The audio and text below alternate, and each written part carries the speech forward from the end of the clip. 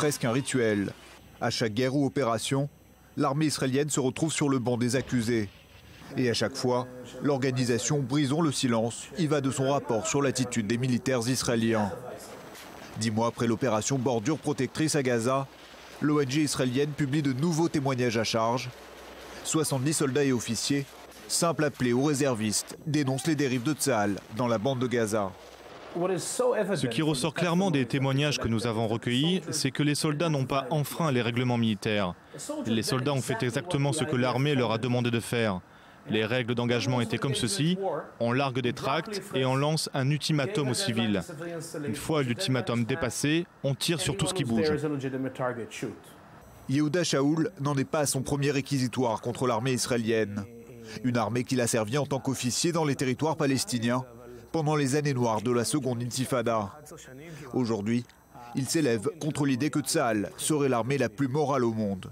I think the most disturbing thing is, we keep on hearing, the official soundbite. Ce qui est troublant, c'est de continuer à entendre le discours officiel, à savoir « on a tout fait pour éviter les pertes civiles ». Mais toute personne qui connaît les règles de la guerre sait que c'est de la poudre aux yeux. Vous ne pouvez pas tirer des milliers d'obus d'artillerie sur la bande de Gaza et prétendre que vous avez tout fait pour épargner les civils.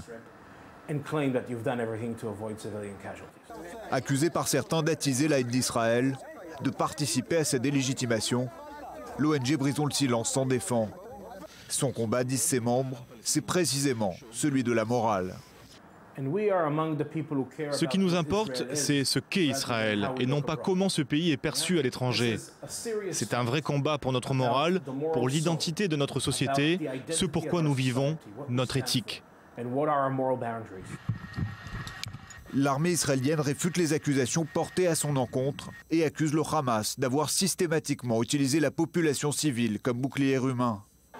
Et si son expérience, ajoutée aux technologies de pointe, n'ont pas suffi à éviter les dommages collatéraux, Tsahal considère que ses soldats sont libres de refuser des ordres dans le respect des institutions militaires. L'armée israélienne n'a jamais visé de civils de manière intentionnelle. Si un soldat pense avoir mal agi, son devoir moral est de s'en remettre à la police militaire, au parquet militaire, de sorte qu'une enquête puisse avoir lieu.